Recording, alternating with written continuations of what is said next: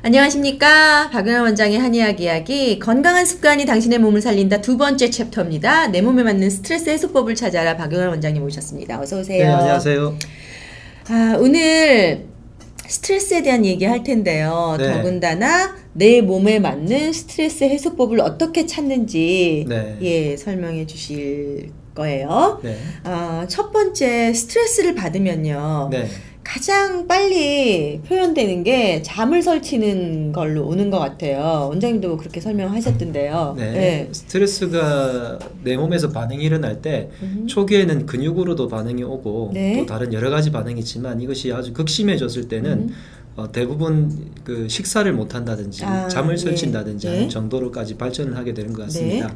보통 그 옛말에 식음을 전폐한다는 말 있잖아요. 그리고 잠 못 이루는 밤, 뭐 이런 것들이 다 스트레스에 관련된 말이겠죠.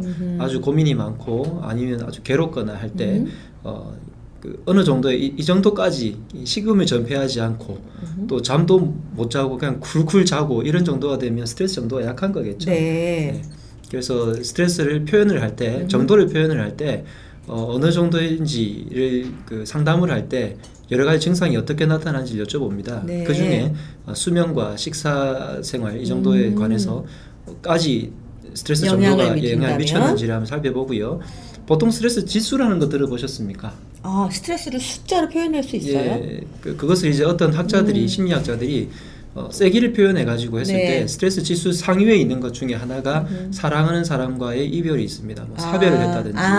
그 지수. 본 적 있으시죠? 예. 이사가 굉장히 높더라고요. 그 다음에 생각보다 말씀하신 대로 이사라든지 해서 내 몸이 변화를 적응해야 되는 곳들이 스트레스가 굉장히 높습니다. 그래서 그런 스트레스의 이제 폭이 있는데 물론 이 스트레스의 종류에 따라서도 그렇지만 내가 어떤 스트레스를 조금만이라도 내가 가진 충치 하나가 다른 나라에 폭탄 터진 것보다 더 힘들잖아요. 내 자신이니까. 손톱 가시고. 네. 그래서 내 자신의 스트레스가 어떤지를 살펴보시고 그 정도도 어떤지 살펴보시고 정도를 우리가 비교하는 이유는 한 가지입니다. 다른 사람의 스트레스 정도가 낮으니까 내가 위안을 삼는 것. 그리고 내가 그만큼 조금 더 편하다는 생각을 함으로 인해 가지고 하나의 명상으로 들어가는 거죠. 그래서 내가 위안을 받으면 스트레스도 그만큼 줄어드는 것 같습니다. 네, 그 스트레스 지수라는 게요. 사실은 스스로가 스트레스를 받고 있는지 모르는 상황에서 스트레스를 받을 때가 있잖아요. 그쵸. 잠을 설치면서도 이게 스트레스라고 생각하지 않고 그냥 불면증이라고 생각을 하다가 가만히 생각해보면 잠을 설치는 데는 꼭 이유가 있잖아요. 있는 경우가 많죠. 갑자기 그렇게 될 때는 그러면 잠을 잘 이상하다. 잠을 왜 빨리 못 들지? 잠이 잘 개운치가 않네. 이러면 내가 가지고 있는 스트레스를 좀 찾아보는 게 좋은 것 같던데 그게 첫 번째 가장 높은 게 배우자와의 사별. 두 번째가 자식이 먼저 그 어마어마하죠. 죽었을 때.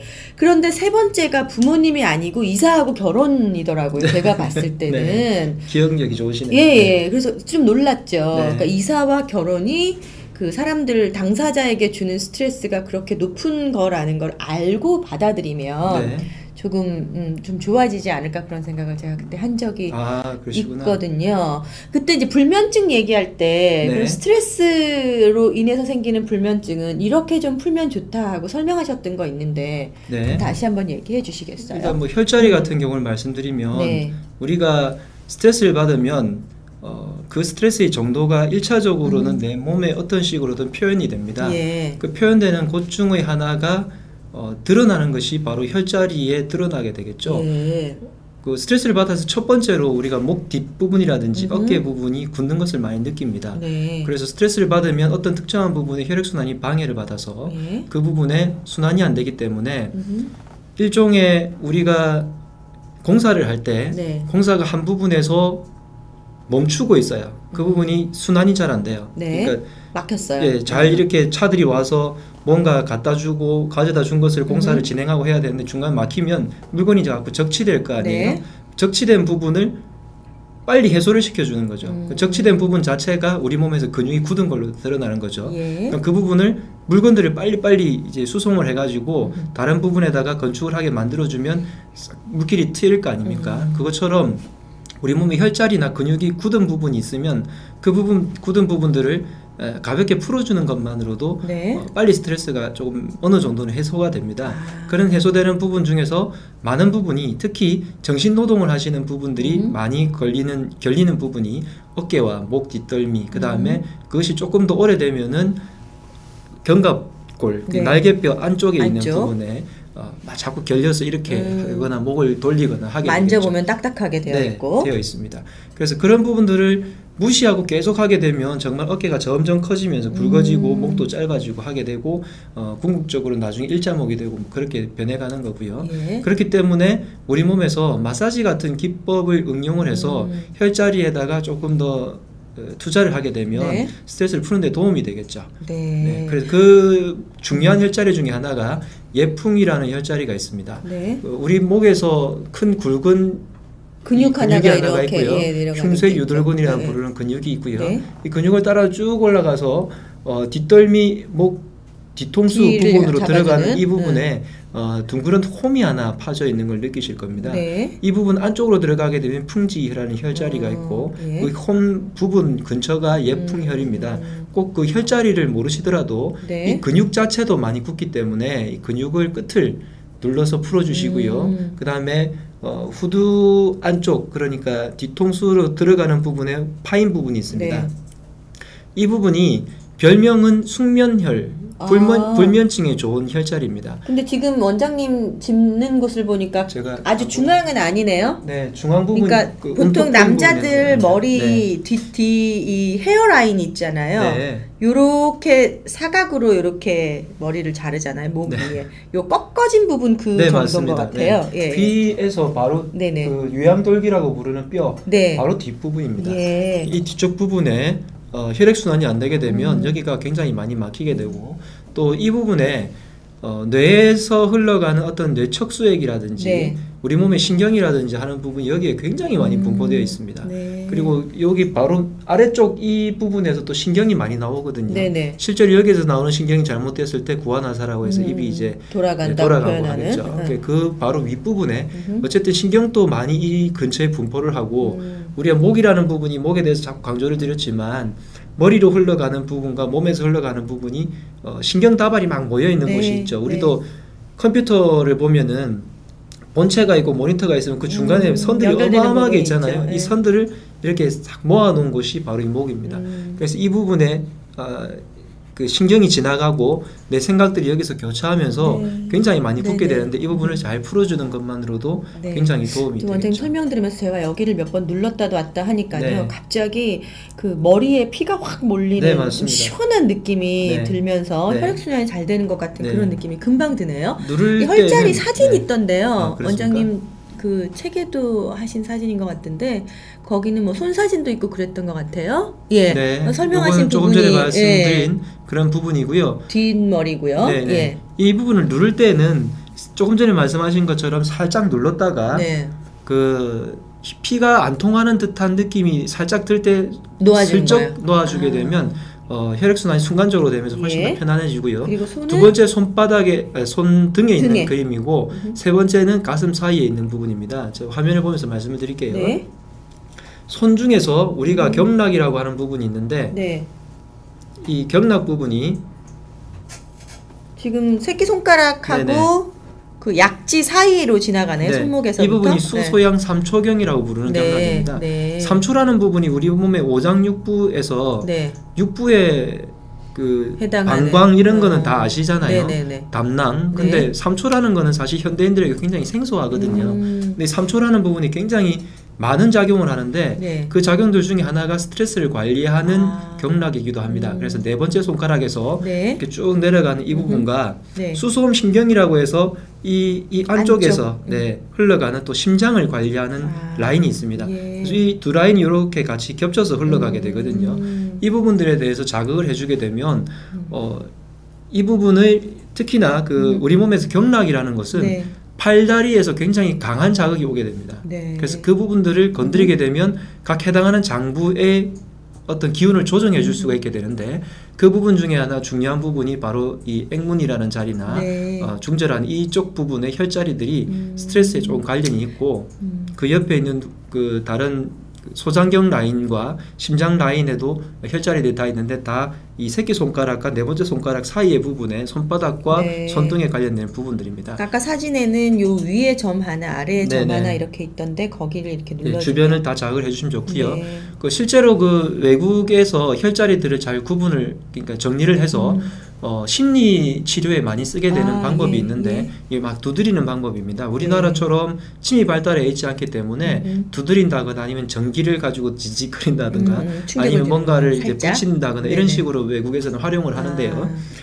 그래서 이 부분에다가 자꾸 이렇게 톡톡톡 두드림으로 인해 가지고 내 몸의 스트레스를 해소하는 그런 방법이 엄청난 강자가 인기를 끌고 있기도 하고 네. 작년쯤에 아마 어떤 우리나라 모 프로그램에서도 이런 것들이 도입되었는데 한의학의 어떤 경경 혈자리를 이용했다고 보시면 됩니다. 네. 그 다음에 우리가 보통 답답하면 가슴을 이렇게 치시잖아요. 네네네. 이것처럼 이 가슴 중앙 부분에 전중이라는 혈자리가 있는데 이 부분에 말 그대로 화병이 생기면 여기가 가득 찬 것처럼 보이죠. 예. 네. 저 부분입니다. 네. 저 부분부터 명치하고는 다른 거죠? 명치에서 윗부분입니다. 예. 훨씬 윗부분에 뼈 중간에 있는 부분이고요. 여기 주변 전체가 사실 타들어가는 것 같죠? 그래서 아마 옛날에는 역류성 식도염이라는 병명은 없었지만 네. 우리가 스트레스를 많이 받게 되면 위장 뒤에 있는 그쵸. 태양신경총이라는 부분이 굉장히 네. 자극을 받게 되고 그래서 위가 부풀어 오르게 되고 위산이 올라오게 되고 이러면서 이 부분에 뭔가 가득 차게 됩니다. 그러면서 기운 자체가 여기에 몰려가지고 우라통이 터지는 것처럼 우라통 우리나라 사람들 다 알잖아요. 화병, 거기 여기에 몰리게 되죠. 그러다가 그게 올라가다가 처리가 안 되면 목에서 이제 뭔가 터지게 되면 뭔가 매핵기라든지 뭐 기울 이런 증상인데 이 현대 병명으로는 갑상선과 비슷한 증상들을 많이 나타내게 됩니다. 그래서 그런 부분들을 아이고 답답하 하는 그쪽이군요. 예. 마찬가지로 아까 손바닥 할 때 손등과 손바닥이 연결이 됐다고 하는 것처럼 내가 이 부분을 두드릴 때 등도 함께 쓰다듬어 주시면 아기들 같은 경우 울 때 우리가 안고 등을 쓰다듬어 주잖아요. 예. 그래서 어떤 그런 대칭성의 치료법도 있으니까 참고를 하시면 좋겠습니다. 내가 못 살아 이거군요. 보통 이제 잠이 안 올 때 술을 약간 마시면 잠을 잘 잔다는 분들 그게 습관되면 오히려 잠을 잘 못 자게 되는 걸로 간다고 지난번에 말씀하셨죠. 알코올 중독이 되게 되는 지름길 중에 하나가 반주를 꼭 해야 된다는 거. 그 다음에 잠을 자기 위해서 술을 마셔야 된다는 것이 결국에는 의존하게 만들기 때문에 좋지 않은 습관입니다. 처음에는 뭐 한두 번은 할 수 있고 또 술 같은 경우에 2잔 정도까지는 자기 잔으로 양주가 그 맥주잔이 아니고요. 양주는 양주잔에 맥주를 맥주잔에 자기 잔으로 2잔 정도까지는 혈액순환을 도와주는 약주가 될 수도 있는데 대부분 습관적으로 그렇게 마시다 보면 그것이 점점 도를 지나치게 되죠. 이 술이라는 것도 결국 이겨내는 힘이 생기는 거거든요. 그래서 항상 즐거운 자리에서 술을 마시도록 하시고 그러니까 한 잔 정도 마시면 잠이 잘 오던 것이 이제 한 잔 먹어도 잠이 안 오고 2잔 먹어야 되고 이제 석잔 넉잔 이렇게 넘어가면서 나중에 술이 친구가 되다가 술이 또 왼수로 됐다가 되죠. 알코올 의존증으로 넘어갈 수 있는 그런 길이 되는군요. 지금 이제 스트레스 심하게 받으면 먼저 잠을 좀 설치고 그 이후에 가장 먼저 느끼는 게 위염으로 간다든가 소화가 잘 안 된다거나 위장에서 가장 또 먼저 받아들이는 것 같아요. 우리 몸에서 급성적인 스트레스는 거의 다 위장에서 반응이 일어납니다. 바로 앞에서 누군가 보기 싫은 사람과 밥을 먹을 때 바로 체하잖아요. 근데 아주 오랫동안 스트레스가 쌓이다 보면 소장을 넘어서 대장까지 가게 됩니다. 그래서 이 스트레스가 굉장히 오래되신 분들이 받는 질환 중에 하나가 과민성 대장 증후군이죠. 우리 뇌에서 받는 어떤 스트레스를 아주 차곡차곡 모아가지고 대장에까지 이렇게 연결이 되게 돼 있고 제가 전에도 말씀드린 것 같은데 우리가 해부를 했을 때 뇌의 어떤 모양하고 장의 모양이 비슷한 비슷해요. 것이 저는 그 학생 때 공부를 할 때 그런 생각을 해봤거든요. 이래서 닮은 것이 뭔가 이렇게 기능도 비슷하잖아요. 있구나. 그러다 보니까 이 장의 어떤 좋은 것들이 뇌하고 연결되어 있지 않을까라고 해서 조사를 해보니까 청명탕에 쓰이는 어떤 약재들이 머리를 좋게 만들기 위해서 어떤 쓰이는 약재들이나 그다음에 머리를 좋게 하기 위해서 집중력을 높이기 위해서 하는 많은 방법들이 사실은 장을 좋게 하는 방법들과 연결이 되어 있습니다. 예를 들면 우리가 호흡 중에서 복식호흡이라고 하는 우리나라에서는 단전호흡이라고 좀 특화되어 있지만 복식호흡을 하면 머리가 집중력이 좋아지고 상쾌해진다는 말 들어봤죠? 다 장에다가 깊숙하게 호흡을 해서 장을 움직여주는 거거든요. 그 다음에 변비가 가득 차 있으면 괜히 꽉 차, 예, 머리도 꽉 막힌 것 같고요. 설사가 계속해서 자꾸 예민하면 머리도 예민해지는 것 같잖아요. 그런 것들을 참고해 보시면 되겠습니다. 그러니까 스트레스 받으면 바로 화장실 가야 되는 사람들은 스트레스성 과민성 대장 증후군이다 이렇게 보면 되겠군요. 그럼 이러한 뭐 잠을 잘 못 잔다거나 뭐 배변을 잘 못 한다거나 하는 스트레스를 푸는 어떤 뭐 차라든지 약초라든지 이런 해결 방법. 일단 스트레스에 관련된 것들을 푸는 그 약재들은 기본적으로 향이 좋습니다. 그거 하나만 기억을 하셔도 좋겠고요. 향 아로마 요법이군요. 아로마 좋죠. 네. 근데 그 아로마가 우리가 쓰는 정유를 쓰는 아로마 요법은 대부분 바른 것들인데 발라도 물론 좋고요. 요즘도 향초가 유행이지 않습니까? 피워 넣으셔도 좋고요. 먹는 것들 중에서도 마찬가지로 향이 있으면 훨씬 좋습니다. 예를 들면 향이라고 생각하면 뭐가 어떤 약재가 꼭 아니더라도 식품 중에서 뭐가 떠오르시나요? 귤, 국화, 생강. 조금 전에 말씀하신 것들만 일단 추려보면은 국화 같은 경우에는 대부분 꽃을 씁니다. 그래서 꽃 중에서 국화 중에서도 약효가 좋은 것은 야국이라고 해서 들에서 나는 조그만 국화가 있습니다. 그것이 가을께쯤 되면 그 아주 향이 조금 짙게 되는데 그 국화를 쓰게 되면 머리 쪽에 일어나는 스트레스를 조금 완화시켜 줍니다. 그리고 또 눈을 좀 맑게 만들고요. 그 다음에 귤 말씀하셨죠? 귤 껍질 같은 경우에 진피라고 부르는데 진피는 물론 우리가 먹는 조생귤이 아니라 원래는 그 야생귤의 껍질이라서 조금 틀리긴 하지만 귤 종류가 30가지가 넘는다 그러죠. 그 중에서도 어쨌든 우리가 먹는 귤이라도 향이 조금 있으면 좋고요. 귤 껍질 같은 경우에는 우리 위장 부분의 그러니까 조금 전에 스트레스를 받으면 처음에 위장이 먼저 이렇게 된다고 했잖아요. 여기서 받는 스트레스를 해결을 시켜줄 수 있습니다. 생강 같은 경우에도 마찬가지고요. 생강은 우리 몸에서 위장과 소장 이 부분의 스트레스가 쌓였을 때 여기에서 나타난 반응들을 좋게 해주는 음식이고요. 그 다음에 그 경상도 지방에서는 저기 배초향이라고 부르고 방아풀이라고 하기도 하는데 곽향이라는 풀이 있습니다. 비슷한 종류들인데 이 잎을 이렇게 문질러 가지고 향을 대보면 굉장히 민트 비슷한 향기로운 납니다. 그다음에 향하면 우리가 보통 많이 알 수 있는 약재가 박하가 있죠. 페퍼민트요. 그리고 소엽이라는 약재 아십니까? 잘 모르겠어요. 깻잎이라고 몇 번 말씀하셨는데 저는 이제 그 뭐라 그러지? 깻잎인데 밑에 약간 붉은 게 자소엽이라는 게 있습니다. 자소엽이 그래서 있고. 깻잎인데요. 마찬가지로 이런 박하, 그 다음에 소엽, 깻잎, 그 다음에 곽향 이런 풀들은 주변에서 쉽게 구할 수도 있습니다. 박하는 워낙 아로마가 산업도 돼 있으니까 구할 수 있고요. 이런 그 깻잎이나 이런 것들을 그리고 쌈 싸 먹어도 되나요? 네, 맞습니다. 그 말씀 드리려고요. 우리가 그 돼지고기를 싸 먹을 때 곰취나물 같은 거 싸먹잖아요. 취나물. 이런 마찬가지입니다. 그래서 그런 것들을 쌈을 드시고 쑥국 향 굉장히 향기롭잖아요. 이런 것들을 먹었을 때 스트레스도 어느 정도 풀리고 간에서 딱 굳은 것들이 살짝 풀리는 것들을 느낄 수 있습니다. 깻잎쌈, 특히 상추쌈 같은 거 먹고 나면 잠을 잘 잔다고 하잖아요. 맞습니다. 그냥 먹어도 되는군요. 스트레스 받는데 남녀 구분이 있다면서요. 보통은 여성들이 스트레스를 더 받아요. 네, 그렇죠. 근데 남성들이 못 푼다면서요. 풀지를 못하죠. 스트레스를 푸는 아주 큰 좋은 방법이 저는 몇 가지 중에서 첫 번째로 말을 하는 거라고 생각을 합니다. 내가 말을 자꾸 하게 되면 머리에서 엉켜있던 것이 어느 정도 정리가 되잖아요. 맞아요. 정리가 되면서 풀려버리고 이 풀린다는 게 응어리가 풀리는 것도 있고요. 내 머릿속에 있는 정리하는 거죠, 폴더를 딱 정리하는 게 있는데 그 정리 방법 중에 하나가 수다인데요. 보통 이런 비유를 들죠. 여자들이 쓰는 어휘의 수가 한 2만 가지 정도, 남성들이 쓰는 어휘의 수가 한 2,000에서 3,000 정도. 이 말싸움하면 도저히 이길 수가 없죠. 방송 진행할 때 봐도 저는 버벅거리지만 매끄러지잖아요. 말씀은 훨씬 원장님 말씀 많이 하세요. 제 내용이 제 거니까 말을 많이 할 뿐이고 어쨌든 말의 조리라든지 이런 것들이 굉장히 남자들이 딸리고요. 실제로 대화를 할 때도 여성들은 대화가 끊임없이 왔다 갔다 하면서 토스가 되지만 남자들은 뭐 했냐 뭐 했다 끝. 이게 끝이란 말이에요. 그러다 보니까 대화가 잘 안 이루어지는 거죠. 그래서 실제로 여성분들이 조금 더 예민하기 때문에 스트레스를 받는 것은 더 많지만 푸는 것은 남자들보다 여자들이 훨씬 더 잘 푸는 것 같고 두 번째 남자들의 스트레스를 푸는 강점은 운동에 있는 것 같습니다. 스트레스를 푸는 또 두 번째 아주 좋은 방법 중에 하나가 몸을 움직이는 거거든요.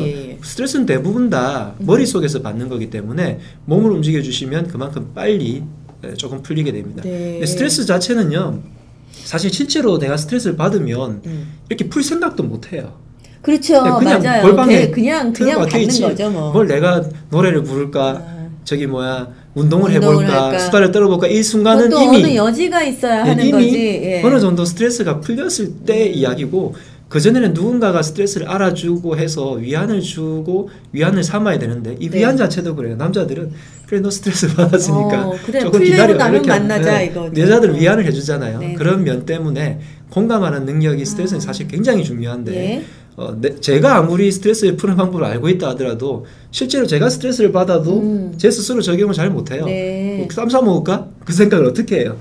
그 전에 누군가 공감을 해줘야 되는데 스트레스를 푸는 방법을 안다면 누군가는 그렇게 하죠. 넌 스트레스를 푸는 방법 아니까 네 스스로 풀으라고 하는데 그럴 때 억울합니다.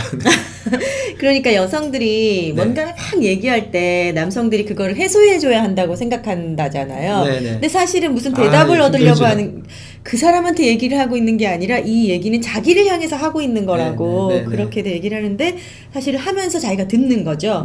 내 상황을 듣고 객관화시키고 하는 거를 남성들은 들어줄 상대도 없고 잘 하지도 못한다. 그럼 운동하는 수밖에 없겠네요. 스트레스 해소가, 운동 없이는 스트레스 해소가 없다면서요. 운동을 하는 것이 일단 아주 궁극적으로나 여러 가지 면에서, 아까 수면 같은 경우에는 운동을 하고 나면 지치니까 수면을 더 잘할 수도 있을 거고요. 소화기관이 잘 안 되는 경우에도 운동을 하면 소화가 훨씬 더 잘 되게 되겠죠.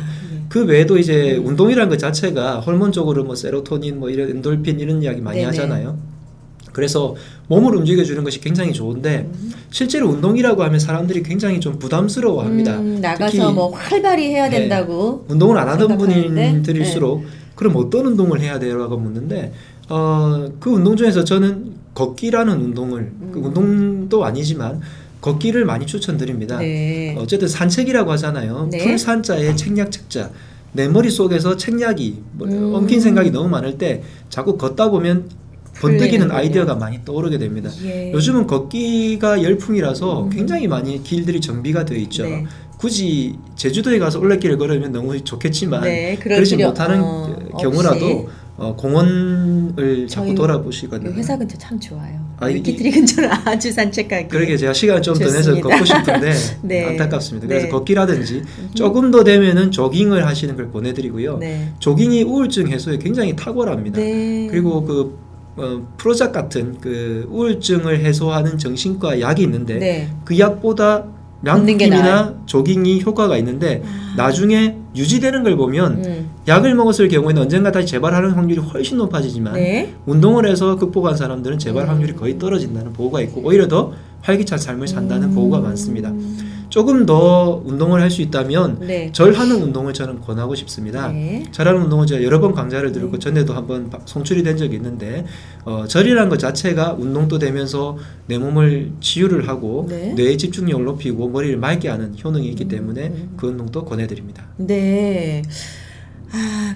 아주 심각하게 스트레스를 받거나 우울한 사람들이 스스로 나가서 걷기가 힘드니까 아마 약간의 약물 치료를 통해서 또는 차나 이런 걸 통해서 약간 기운을 북돋아서 밖으로 내보내는 이런 효과를 그 내보내는까지의 역할을 조언이고 옆에서 그러니까 동감해주고 위안을 주는 것이고 그 역할 중에 하나를 의사들이 하는 거죠. 그러니까요. 그렇군요. 앞서 이제 저희가 스트레스 받아서 불면증, 이제 위장장애 이렇게 얘기를 했는데 이제 머리 아프잖아요. 근데 머리가 아픈 부위 중에서도 스트레스를 받으면 아픈 부위가 따로 급선적인 스트레스는 우리가 드라마 보면 나오잖아요.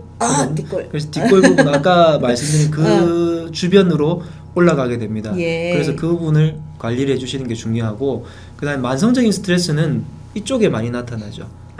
그래서 우리가 지끈지끈하다고 얘기하지 않습니까? 예전에 두개골 모형을 가져온 적이 있었는데 이쪽 부분에 두개골이 한 덩어리로 되어 있는 것이 아니라 여러 가지 조각으로 되어 있는데 여기에 있는데. 가장 많은 조각이 몰려 있습니다. 네. 그러다 보니까 이 리듬이 조금이라도 깨지면 이 부분에서 드러나게 되겠죠. 그런데 우리 몸이 대부분 다 한쪽이 틀어져 있기 때문에 네. 한쪽으로 더 많이 나타나서 우리 몸의 두통이 편두통이 더 많이 느끼게 되는 이유가 그겁니다. 그래서 1차적으로는 뒷골 부분이 당기게 되겠지만 네. 이것이 오래되는 경우에 이쪽 부분 그 다음에 이것이 몸의 신체적인 밸런스가 깨져가지고 네. 순환이 안 될 경우에는 머리 윗부분도 지끈거리고요. 예. 소화기관과 좀 겹쳐서 생길 때는 눈 앞쪽 부분이 지끈거리는 그런 두통이 발생하게 됩니다. 맞아요. 눈이 빠질 듯이 아플 때가 네. 있어. 신경을 많이 쓰면 이 부분도 네네. 이렇게 영향을 받는 부분이 되겠네요. 그러면 사람들마다 네. 스트레스 받는 유형도 다르고 푸는 방법도 다를 텐데 네, 맞습니다. 내 몸에 맞는 스트레스 해소법을 어떻게 찾습니까? 살아온 세월만큼 이제 스스로 내 스스로 찾아봐야죠. 보통은 쉽게 말씀드릴 수 있는 게 말 그대로 쉽게 말씀드린다고 말씀을 표현을 드린 이유는 네. 스트레스를 받은 당사자는 누구나 다 아무리 작은 스트레스라도 아무리 큰 스트레스라도 본인은 굉장히 힘듭니다. 그래서 의사로서 네. 스트레스를 제가 다 감당을 해드릴 수도 없고 그렇다고 맨날 따라다니면서 그분을 다 이제 해드릴 수도 없기 때문에 쉽게 말로 하기 때문에 쉽게 표현을 해드리는 건데 네. 옆에서 어쨌든 도와주시는 분들이 있기를 제가 바라고요. 네네. 취미생활을 가지라고 보통 조언을 드리죠. 네. 취미라는 것이 진짜 우리가 스트레스를 받는 이유는 다 뭐 때문이죠? 내가 하기 싫은 거를 아니면 해야 되기 때문에 내가 원하지 않는 것이 뭔가 나에게 와서 그렇겠죠. 뭐 돈이 없어지는 것도 스트레스라면 돈이 있고 싶은데 없어지니까 스트레스인 거고 네. 그러니까 내가 원하는 것이 이루어지지 않았을 때일 겁니다. 근데 취미라는 것들은 내용이 그거죠. 내가 하고 싶은 게 뭘까라고 하는 게 취미잖아요. 예. 내가 진짜 하고 싶은 게 뭘까? 항상 뭔가 그 한 가지는 가지고 있어야 된다는 거죠. 그림을 그릴 수도 있고 네. 수다를 떨 수도 있고 뭔가 부술 수도 있고 물론 타인에게 피해를 주지 않는 범위에서 해야 되겠죠. 그래서 즐거운 걸 찾아야 되는군요. 실제로 어떤 집에는 그릇이 깨지면 네. 그것을 어디다 보관을 해둔대요. 그래서 다음번에 깨려고 좋은 방법이네요. 네, 그런 거. 네. 그다음에 노래 같은 경우에도 양동이를 뒤집어 쓰고 막 노래를 부르는 그런 방법들도 추천을 하기도 하고 예. 운동 같은 경우에도 마찬가지로 억지로 내가 운동을 싫어하는데 또 운동을 일부러 하는 것도 스트레스입니다. 예. 그래서 운동을 좋아하시던 분들은 운동을 함으로써 풀 수도 있을 거고 여자분들이 많이 하는 것 중에 하나가 쇼핑이잖아요. 네. 네. 옷을 막 가가지고 10벌, 20벌씩 입었다 벗었다 하면서 내 모습에 잠깐 심취해보는 것도 그거는 좀 아닌 것 같아요. 아니에요? 네. 못 사고 오면 스트레스 더 받고 또 네. 자기가 쓸 수 있는 한도보다 더 많이 쓰고 오면 그것도 스트레스 받고 그 부분이 조금 문제가 있습니다. 여성으로서. 카드가 최고의 스트레스 해소겠네요. 네, 그 다음에 뭐 네. 어떤 취미라고 하는 것들이 꼭 그런 영역뿐만이 아니라 내가 평소에 원하던 것 네. 다시 말해서 버킷리스트라고 요즘 부르잖아요. 그런 것들 조금 작성해보고 하나씩이라도 조그만 거 하나씩이라도 네, 네. 해나가는 게 되면은 좋지 않을까 조언을 드려봅니다. 네, 이런 모든 이야기는 그 원장님 건강한 습관이 당신의 몸을 살린다 속에 포함되어 있는 네. 얘기죠. 다음 시간에는 무슨 챕터 할까요? 다음 시간에는 오장육부의 상태에 대해서 네. 특히 식사 습관이나 이런 면에 대해서 말씀을 드리고 싶습니다. 예. 스트레스에 관해서 마지막으로 한마디만 드릴게요. 1kg이 무거울 것 같아요? 10kg이 무거울 것 같아요? 10kg이 무겁죠. 네, 이 질문에는 네. 하나의 어폐가 있습니다. 1kg을 1시간 드는 것과 10kg을 1분 드는 것은 분명히 차이가 있습니다. 우리가 받는 스트레스가 아주 작거나 아주 크거나 1kg의 스트레스나 10kg의 스트레스보다 얼마나 오래 들고 있느냐가 더 클 수 있습니다. 조그만 스트레스라도 계속해서 가지고 있으면 밤에 잠도 못 자고 그렇게 되겠죠. 그래서 빨리 내 스트레스를 놔버리는 것이 더 중요합니다. 스트레스를 가지고 있을 때 누군가 위안을 주고 공감을 해주고 이렇게 해서 빨리 풀 수 있으면 더 좋겠지만 혹시라도 내가 스스로 그런 것에 계속 갇혀 있다면 제가 좀 전에 말씀드린 것을 한번 떠올려 보시고 그런 여지가 조금이라도 생겨서 빨리 푸실 수 있으면 좋겠습니다. 네, 좋은 말씀인 것 같습니다. 두 손을 쭉 올리는 게 잠깐 네. 하면 스트레칭이 되지만 10분을 하면 벌 쓰는 게 네. 되니까요. 네, 오늘 박영 원장님과 함께 내 몸에 맞는 스트레스 해소법을 찾아라 말씀 나눠봤습니다. 원장님 고맙습니다. 네, 다음 시간 뵐게요. 감사합니다.